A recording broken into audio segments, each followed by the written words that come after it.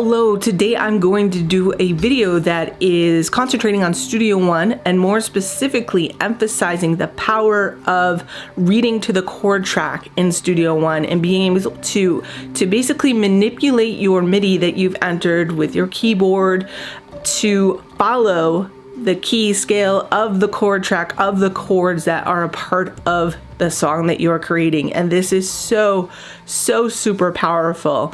And it's something, I still can't believe it. I see it happening and I can't believe it. I had done another video about some of the features of Studio One. I'll link it up here. And I didn't really go into depth or in specifics about how to, I guess, do it click for click. So I figured, hey, it's one of those things I should cover again because it's so powerful. It's so amazing. So why not make a video that really places emphasis on this particular feature in Studio One. I'm going to be using Scalar and EZkeys to set out my chords to create my chord track that I'm going to follow. And then I'll probably do bass and melody to show you how this feature works. So let's get behind the computer and dive in. All right, so now I'm behind the computer. I am in Studio One, and let's take a look at what we have here. So I've tried to do some of the work already, and I'm going to talk through it so that it goes a little bit quicker. So originally what I had done is I opened up Scalar. I decided what kind of chord progression I wanted. I found Pop 2, and it gave me these chords. Sorry, it's muted. And then with that, I created this progression.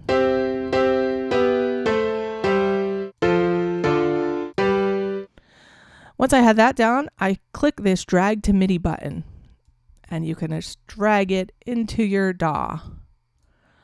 But that's not necessarily how I want to cover my 8 bars of music. So I took that, I pulled that into Omnisphere here, created the instrument track with Omnisphere, and then I drug them out like a little bit further to create the feeling I wanted. So with that, I came up with this. And this is just a pad.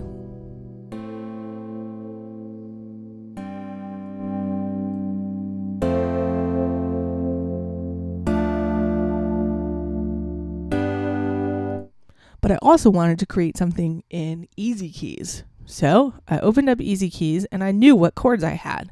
So I took all those chords and created them here, and then I assigned them with a particular feeling from one of the MIDI packs I had. And just to show you how to do that, it's really easy. Click the plus sign, that's a C, right? Click the plus sign, I want this to be an E minor. Click the plus sign, I want this to be an A minor. Easy as that. And in order to assign a certain feel from one of the MIDI packs and EZkeys to it, you would just highlight what you want to use. Go up to use browser MIDI. You can look through your certain MIDI that you have.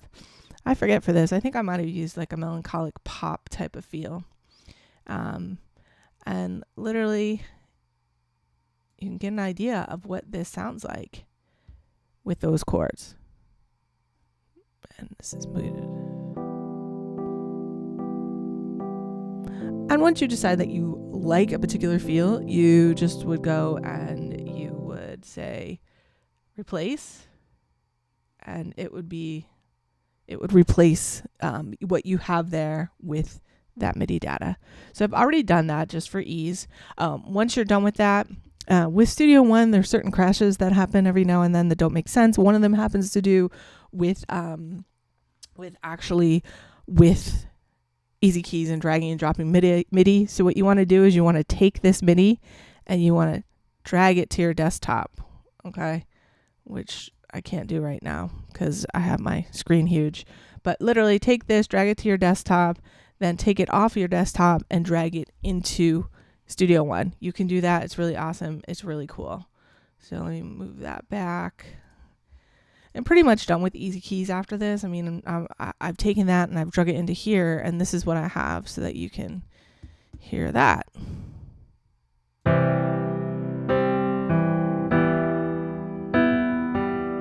So it's nice. It has a nice feel. EZkeys is super powerful because I could never do this. I don't play keyboard. I can't add that type of color. I just have straight chords when I play because I pick them from Scalar. So this is such a powerful program, and you can buy MIDI packs for like any sort of feel. So this is melancholic pop. There's pop ballads, there's drama, there's country, there's rock, there's all kinds of different things, R&B, hip hop. So it's really, really cool. All right, so the other thing that I did that's important is, remember I said that this progression that I pulled in the atmosphere was like all my chords.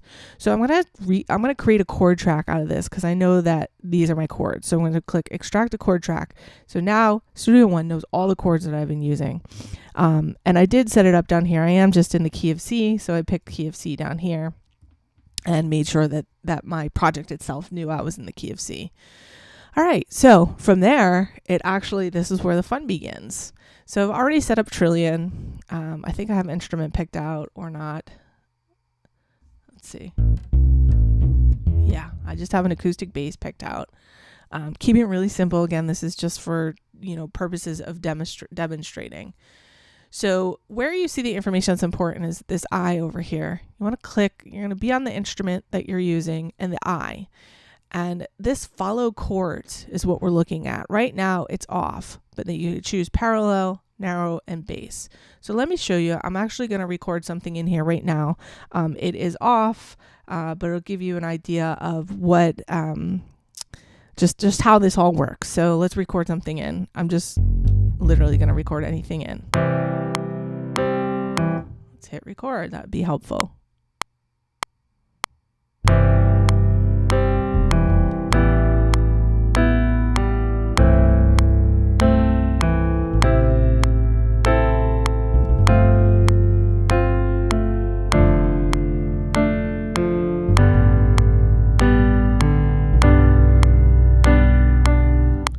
Can't promise that even with the metronome going, I was actually where I needed to be. I'm always just a little bit off, and I feel like even when I quantize, I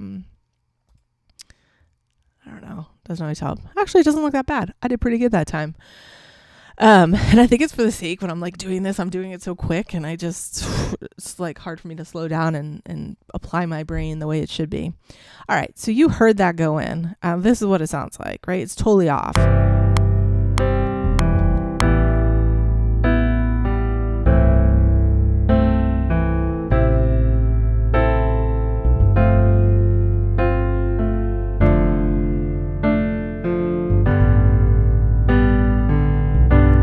So watch what happens now. I'm going to go over here. I'm going to click this follow chords thing, right? And I'm going to click bass. But watch what happens to my notes. This is where the magic is. So click bass. And they moved. Look at that. Let's see what it sounds like now.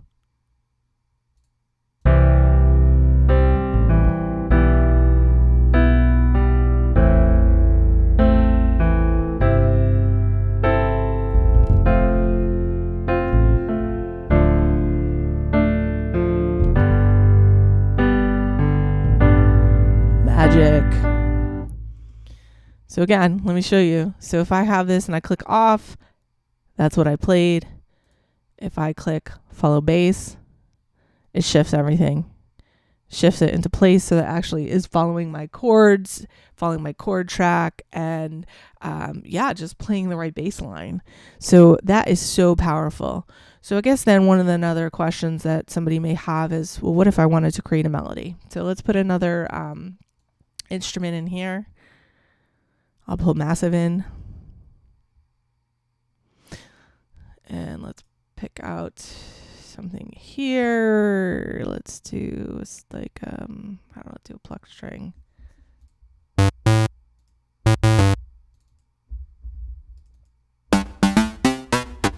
All right, I'll just use that. Again, this is for the sake of demonstrating how this all works.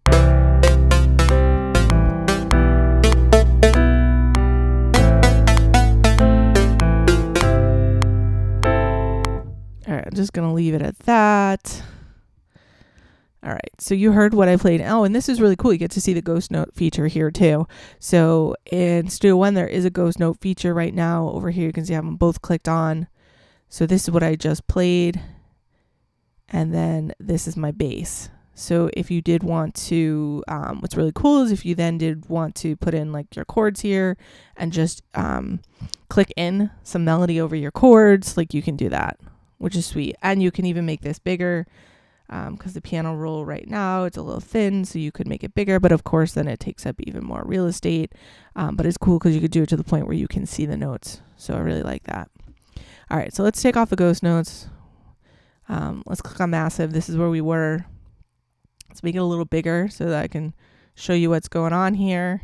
You heard what it sounded like, right? It sounds bad.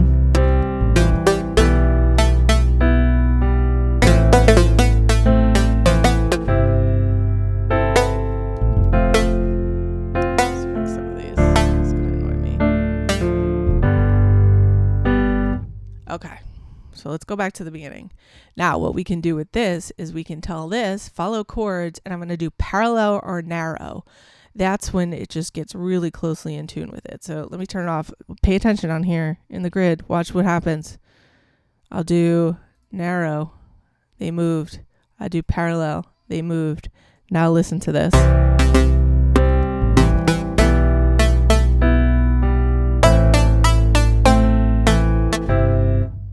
I didn't pick the best instrument for this, for sure. So I think that covers everything I wanted to show you today. Again, just trying to do this quickly, didn't pick out the best instruments, but you have the idea in terms of what you're supposed to do.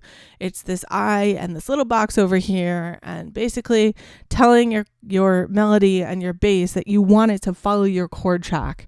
There's also other ways to do this too. One of the other cool things that you can do with Studio One is, let's say here, let me delete all these. So I can tell my piano roll that I'm in C major.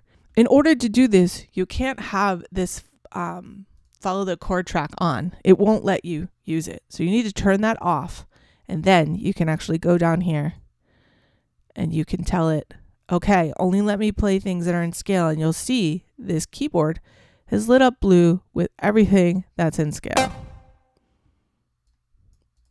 So if I want to play a black note, it won't let me.